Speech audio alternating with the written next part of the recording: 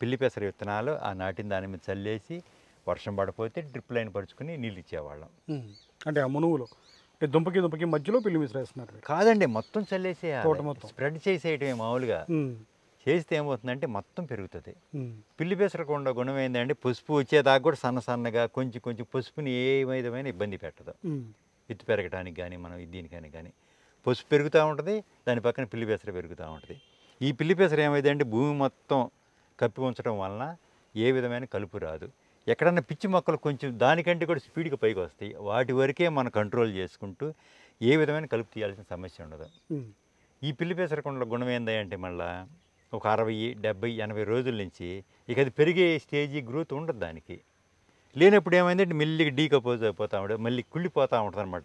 ఎండిపోవటం, నేల మీద పడుతుంది.